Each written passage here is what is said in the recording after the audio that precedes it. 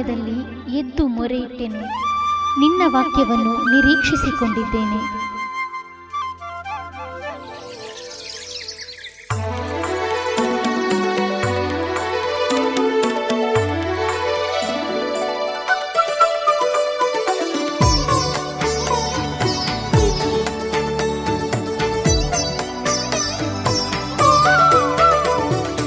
ಪ್ರೀತಿಯ big J T ವೀಕ್ಷಕರೇ, ಮುಂಜಾನೆ ಮುತ್ತುಗಳು ಮಾರ್ನಿಂಗ್ ಪರ್ಲ್ ಈ ಒಂದು ವಿಶೇಷವಾದ ಕಾರ್ಯಕ್ರಮದೊಂದಿಗೆ ನಿಮ್ಮೊಂದಿಗೆ ನಾವು ಬರ್ತಾ ಇದ್ದೀವಿ. ಪ್ರತಿನಿತ್ಯ ಈ ಒಂದು ಕಾರ್ಯಕ್ರಮದ ಮೂಲಕ ದೇವರ ವಾಕ್ಯದ ವಾಗ್ದಾನದ ಆಲೋಚನೆಯೊಂದಿಗೆ ದಿನವೆಲ್ಲ ಕರ್ತನು ನಿಮ್ಮನ್ನು ಬಲಪಡಿಸಿ ನಡೆಸೋದಕ್ಕೋಸ್ಕರ ಪ್ರಾರ್ಥನಾಪೂರ್ವಕವಾಗಿ ಇಲ್ಲಿ ನಿಮ್ಮನ್ನು ದೇವರ ಸೇವಕರುಗಳು ಉತ್ತೇಜಿಸಿ ಈ ಕಾರ್ಯಕ್ರಮವನ್ನು ನಡೆಸ್ತಾ ಇದ್ದಾರೆ. ಈ ದಿವಸವು ದೇವರ ಆತ್ಮನು ನಿಮ್ಮನ್ನು ಬಲಪಡಿಸ್ತಾನೆ. ಈ ದಿನವೆಲ್ಲ ನೀವು ಕರ್ತನೊಂದಿಗೆ, ಕರ್ತನ ಐಕ್ಯತೆಯಲ್ಲಿ, ಕರ್ತನ ಉದ್ದೇಶದಲ್ಲಿ, ಕರ್ತನು ನೇಮಿಸಿದ ಮಾರ್ಗದಲ್ಲಿ ಜೀವಿಸಲು ಪವಿತ್ರ ಆತ್ಮನು ಸಹಾಯ ಮಾಡ್ತಾನೆ. ಈ ದಿವಸ ಕರ್ತನು ನಿಮ್ಮನ್ನು ಬಲಪಡಿಸಿ ನಡೆಸ್ತಾನೆ. ಈ ದಿವಸ ನಿಮಗಾಗಿ ಮುಂಜಾನೆ ಮುತ್ತುಗಳು ಕಾರ್ಯಕ್ರಮದ ಮೂಲಕ ದೇವರಾತ್ಮನು ನೀಡಿದಂಥ ವಾಗ್ದಾನದ ವಾಕ್ಯ ಫಿಲಿಪ್ಪಿಯವರಿಗೆ ಬರೆದ ಪತ್ರಿಕೆ 2ನೇ ಅಧ್ಯಾಯ 14 ಹಾಗೂ 15ನೇ ವಚನ. ಗುಣಗುಟ್ಟದೆಯೂ ವಿವಾದವಿಲ್ಲದೆಯೂ ಎಲ್ಲವನ್ನು ಮಾಡಿರಿ. ಹೀಗೆ ನೀವು ನಿರ್ದೋಷಿಗಳು, ಯಥಾರ್ಥ ಮನಸ್ಸುಳ್ಳವರು ಆಗಿದ್ದು ವಕ್ರಬುದ್ಧಿಯುಳ್ಳ ಮೂರ್ಖ ಜಾತಿಯ ಮಧ್ಯದಲ್ಲಿ ದೇವರ ನಿಷ್ಕಳಂಕರಾದ ಮಕ್ಕಳಾಗಿರುವಿರಿ. Praise the Lord, praise the Lord. ಮನುಷ್ಯರ ಒಂದು ಬಹಳ ಬಲಹೀನತೆ ಏನಂದರೆ ಗುಣಗುಟ್ಟುವಂಥದ್ದು, ದೂರು ಹೇಳುವಂಥದ್ದು. ಇದು ಆರಂಭದಿಂದಲೂ ನಮ್ಮ ಪೂರ್ವಜರು ಆದಾಮ ಹವ್ವಳಿಂದ ಹಿಡಿದು ಇಂದಿನವರೆಗೂ, ನಮ್ಮ ಇಸ್ರಾಯೇಲರಿಂದ ಹಿಡಿದು ಇಂದಿನವರೆಗೂ, ನಮ್ಮ ಕಾಲಮಾನದಲ್ಲೂ ನಮ್ಮ ಜೀವಿತಗಳಲ್ಲೂ ನಮ್ಮ ಬಹಳ ದೊಡ್ಡ ಒಂದು ಬಲಹೀನತೆ ಅಂದರೆ ಗುಣಗುಟ್ಟುವಿಕೆ, ದೂರು ಹೇಳುವಂಥದ್ದು. ಈ ಗುಣಗುಟ್ಟುವಿಕೆ, ದೂರು ಹೇಳುವಂಥದ್ದು ಸಾಮಾನ್ಯವಾಗಿ ಒಂದೇ ಅರ್ಥವನ್ನು ಕೊಡುವಂಥದ್ದು. ಗುಣಗುಟ್ಟುವುದು, ದೂರು ಹೇಳೋದು, ಇದರಲ್ಲಿ ವ್ಯತ್ಯಾಸಗಳು ಬಹಳ ಕಡಿಮೆ ಇದೆ. ಇಲ್ಲಿ ಇವತ್ತು ದೇವರ ವಾಕ್ಯ ನಮ್ಮ ಸಂಗಡ ಮಾತನಾಡ್ತಾ ಇದೆ. ಗುಣಗುಟ್ಟದೆಯೂ ವಿವಾದವಿಲ್ಲದೆಯೂ ಎಲ್ಲವನ್ನು ಮಾಡಿರಿ, ಯಥಾರ್ಥ ಮನಸ್ಸುಳ್ಳವರಾಗಿರ್ರಿ. ಇವತ್ತು ನಮಗೆ ಬೇಕಾದದ್ದು ಈ ಸ್ವಭಾವ. ನಾವು ಕರ್ತನ ಮಕ್ಕಳು, ಅದರಲ್ಲೂ ನಮ್ಮ ದೇವರು ಈ ಗುಣಗುಟ್ಟುವುದನ್ನು ಆತನು ಇಷ್ಟನೇ ಪಡಲ್ಲ. ಸತ್ಯವೇದದಲ್ಲಿ ಒಂದು ಪುಸ್ತಕವಿದೆ, ಅರಣ್ಯಕಾಂಡ, ಬುಕ್ ಆಫ್ ನಂಬರ್ಸ್. ಈ ಪುಸ್ತಕವನ್ನು ಸತ್ಯವೇದ ಪಂಡಿತರು ಬುಕ್ ಆಫ್ ಮರ್ಮರಿಂಗ್ ಎಂಬುದಾಗಿ ಕರೆಯೋದುಂಟು, ಅಂದರೆ ಗುಣಗುಟ್ಟುವಿಕೆಯ ಪುಸ್ತಕ ಎಂಬುದಾಗಿ. ಈ ಇಸ್ರಾಯೇಲರು ಬಹಳ ಕಷ್ಟವನ್ನು ಅನುಭವಿಸಿದ್ದು, ಆ 40 ವರ್ಷ ಕಾಡಿನಲ್ಲಿ ಅಲೆದಾಡೋದಕ್ಕೆ ಮುಖ್ಯವಾದ ಒಂದು ಕಾರಣವೇ ಈ ಗುಣಗುಟ್ಟುವಿಕೆಯ ಸ್ವಭಾವ. ಅನೇಕ ಬಾರಿ ಇವರ ಗುಣಗುಟ್ಟುವಿಕೆಯನ್ನು ದೇವರು ತಾಳಕ್ಕಾಗದೆ ನೊಂದು ಬಿಡ್ತಾನೆ.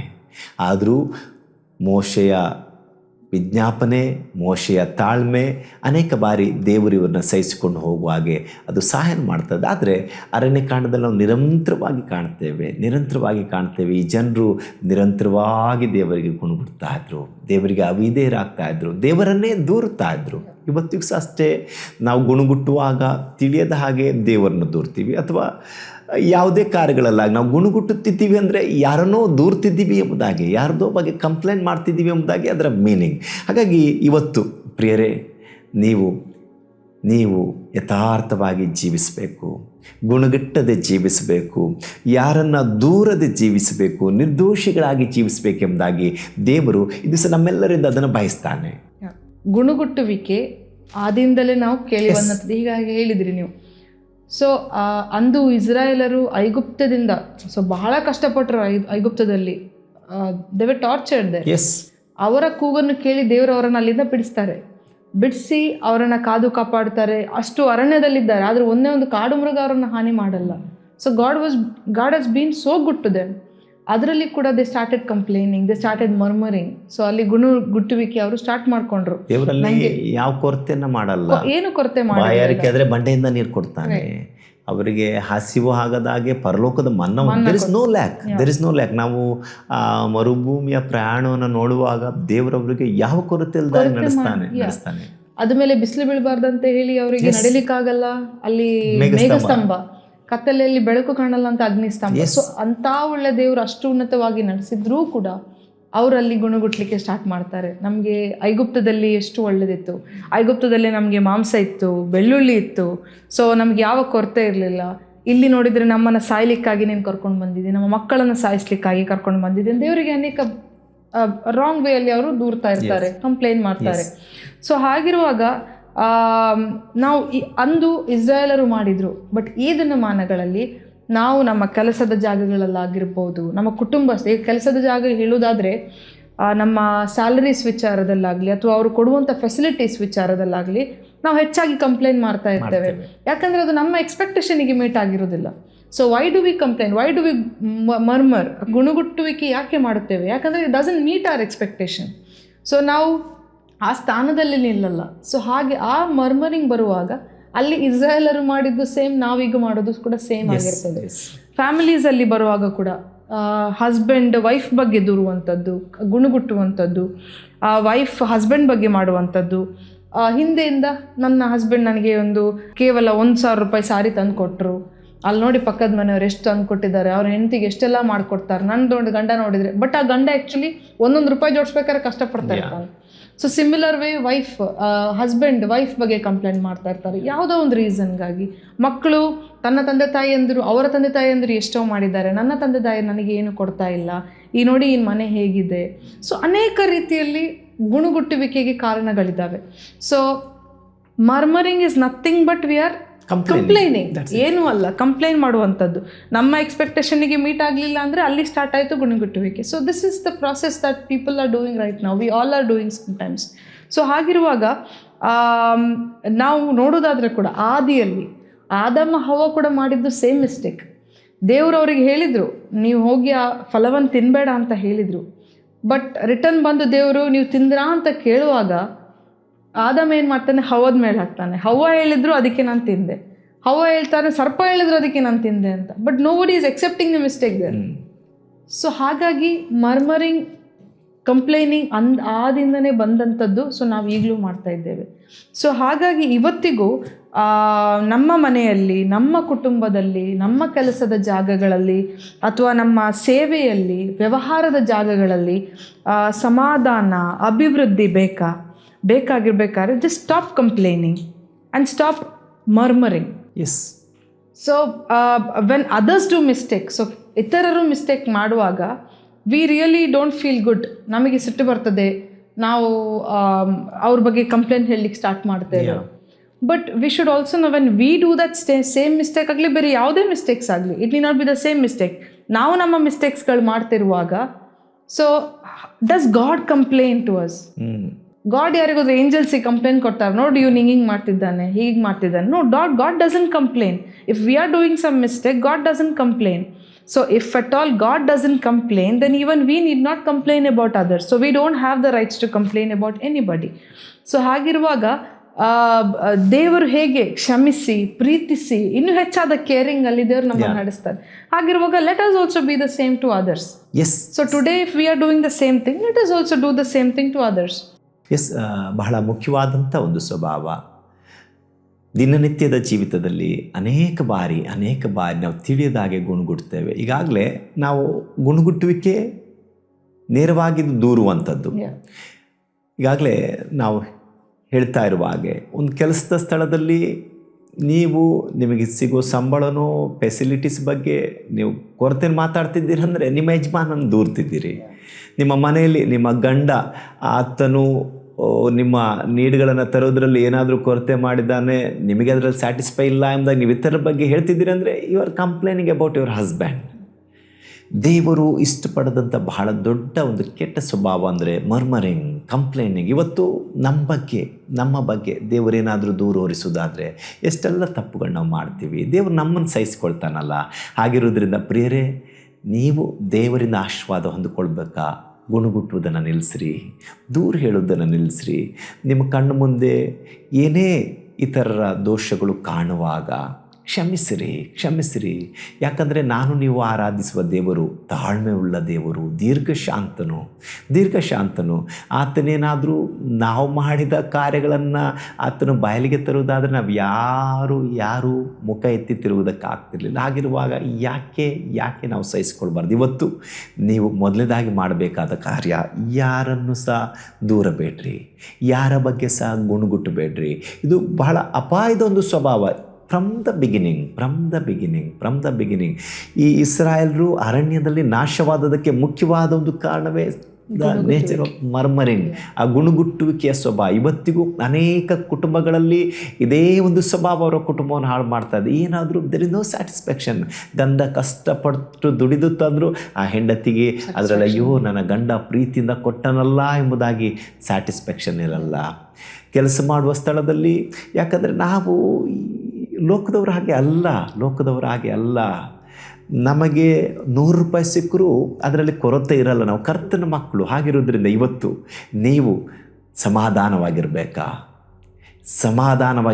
ನೀವು ಕೈ ಹಾಕಿ ಮಾಡುವ ಕೆಲಸದಲ್ಲಿ ಸಫಲತೆಯನ್ನು ಅನುಭವಿಸ್ಬೇಕು. ಸ್ಟಾಪ್ ಮರ್ಮರಿಂಗ್. ನೀವು ಏನು ಮಾಡ್ತಾಯಿದ್ರು ಅದರಲ್ಲಿ ಅಭಿವೃದ್ಧಿ ಹೊಂದಿರಿ. ನಾವು ಇವತ್ತು ವಾಕ್ಯವನ್ನು ಓದಿದ್ದೀವಿ. ಇಲ್ಲಿ ಅಪೊಸ್ತಲನಾದ ಪೌಲನು ಭಾಳ ಸ್ಪಷ್ಟವಾಗಿ ಹೇಳ್ತಾನೆ, ಗುಣಗುಟ್ಟದೆಯೋ ವಿವಾದವಿಲ್ಲದೆಯೋ ಎಲ್ಲವನ್ನ ಮಾಡಿರಿ. ಹೀಗೆ ನೀವು ನಿರ್ದೋಷಿಗಳು ಯಥಾರ್ಥ ಮನಸ್ಸುಳ್ಳವರು ಆಗಿದ್ದು ವಕ್ರ ಬುದ್ಧಿಯುಳ್ಳ ಮೂರ್ಖ ಜಾತಿಯ ಮಧ್ಯದಲ್ಲಿ ದೇವರ ನಿಷ್ಕಳಂಕರಾದ ಮಕ್ಕಳಾಗುವಿರಿ. ಇವತ್ತು ದೇವರು ನಿಮ್ಮನ್ನು ನೋಡಿ ಈ ಪಾಪಮಯವಾದ ಲೋಕದಲ್ಲಿ ನನ್ನ ಮಕ್ಕಳು ಎಂಬುದಾಗಿ ಕರೆಯಬೇಕಾ? ನೀವು ಲೋಕದವರ ಹಾಗೆ. ಇವೆಲ್ಲ ಲೋಕದವರ ಸ್ವಭಾವ. ಗುಣಗುಟ್ಟುವುದು, ದೂರ ಹೇಳುವುದು, ಇವೆಲ್ಲ ಲೋಕದವರ ನೇಚರ್. ನಮಗಿದು ಬೇಡ. ಇವತ್ತು ನೀವು ಕೆಲಸ ಮಾಡುವ ಸ್ಥಳದಲ್ಲಿ, ನಿಮ್ಮ ಮನೆಯಲ್ಲಿ, ನಿಮ್ಮ ಊರುಗಳಲ್ಲಿ, ಕಾಲೇಜಿಗೆ ಹೋಗುವ ವಿದ್ಯಾರ್ಥಿಗಳೇ ನಿಮ್ಮ ಕಾಲೇಜ್ನಲ್ಲಿ, ಕುಟುಂಬದಲ್ಲಿ ಗಂಡ ಹೆಂಡತಿಯರು, ಮಕ್ಕಳು, ನೀವು ಯಾವ ಕಾರ್ಯಕ್ಕೂ ಈ ಗುಣಗುಟ್ಟುವಿಗೆ ಅವಕಾಶ ಮಾಡಬೇಡ್ರಿ.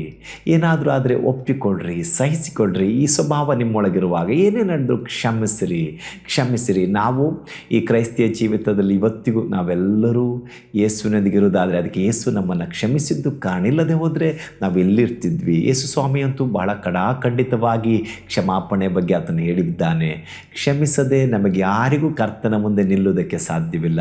ದಿವಸ ನಿಮ್ಮೆಲ್ಲರನ್ನ ಉತ್ತೇಜಿಸ್ತಾ ಇದೆ. ನಿಮ್ಮ ಮನಸ್ಸುಗಳು ಅದು ನಿರ್ಮಲವಾಗಿರಲಿ, ನಿಮ್ಮ ಮನಸ್ಸುಗಳು ಅದು ನಿರ್ದೋಷವಾಗಿರಲಿ, ಯಾವ ಕಾರ್ಯಕ್ಕೂ ಗುಣಗುಟ್ಟದೆ, ಯಾರನ್ನು ದೂರದೆ ಈ ದಿವಸ ನೀವು ಯಥಾರ್ಥವಾಗಿ ಜೀವಿಸುವುದಾದರೆ ನಿಮ್ಮೊಳಗೆ ಒಂದು ದೈವಿಕ ಸಮಾಧಾನವಿರ್ತದೆ.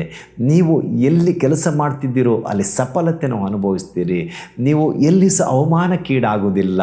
ಯಾಕಂದರೆ ಕರ್ತನು ನಿಮ್ಮ ಕುರಿತು ಸಂತೋಷಿಸ್ತಾನೆ. ಈ ದಿವಸ ಕರ್ತನು ನಿಮ್ಮ ಜೀವಿತವನ್ನು ಎದುರು ನೋಡ್ತಾ ಇದ್ದ ನನ್ನ ಮಗಳು ಆತನು ನನಗೆ ಯೋಗ್ಯನಾಗಿ ಜೀವಿಸ್ತಾನೆ ಎಂಬುದಾಗಿ ನೀವು ಈ ರೀತಿಯಾಗಿ ಜೀವಿಸುವುದಾದರೆ ಕರ್ತನು ಸಂತೋಷದಿಂದ ನನ್ನ ಮಕ್ಕಳು ಈ ಮಲಿನವಾದ ಲೋಕದಲ್ಲಿಯೂ ಹೇಗೆ ನಿರ್ಮಲರಾಗಿದ್ದಾರಲ್ಲ ಎಂಬುದಾಗಿ ಸಂತೋಷ ಪಡ್ತಾನೆ. ಕರ್ತನು ಸಂತೋಷಿಸುವ ಹಾಗೆ ಈ ದಿವಸ ಜೀವಿತವನ್ನು ಜೀವಿಸಿರಿ. ದೇವರಲ್ಲಿ he says as I am so we are, so we all are. how God is ಹಾಗೆ ನಾವಿದ್ದೇವೆ. ಸೊ ಹಾಗಿರುವಾಗ God will not like the qualities of world. ನಾವು ದೇವರ ಮಕ್ಕಳಾಗಿ ಈ ವರ್ಲ್ಡಿನ ಕೆಲವು ಕ್ವಾಲಿಟೀಸ್ ಇಟ್ಕೊಳ್ಳೋದಾದರೆ God will not like that quality.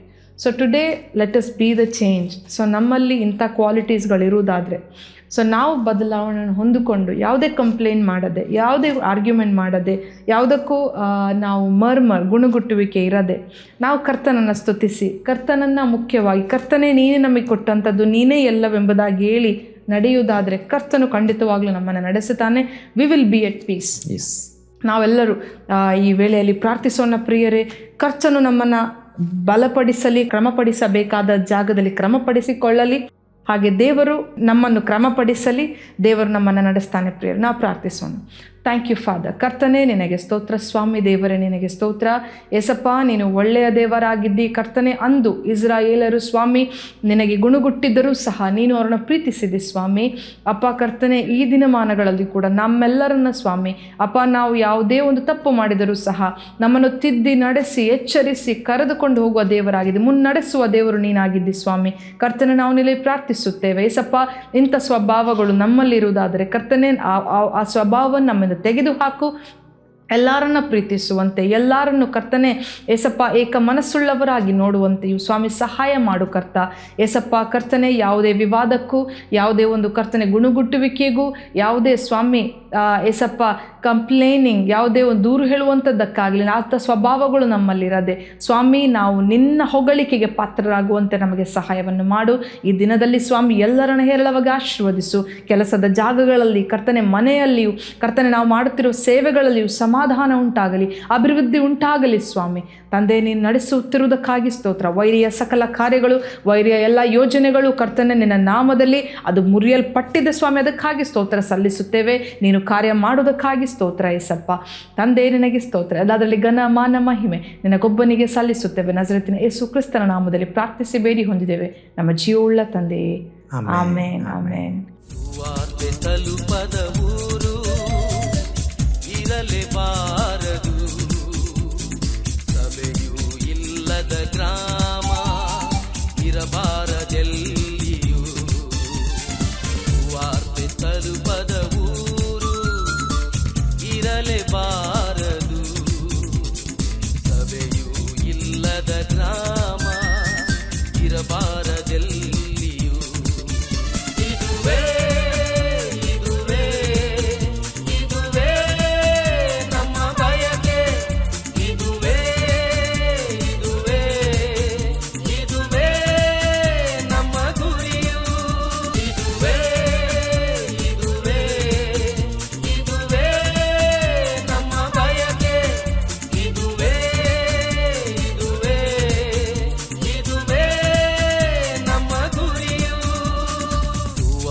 ತಲುಪದ ಊರು, ಇರಲೇಬಾರದು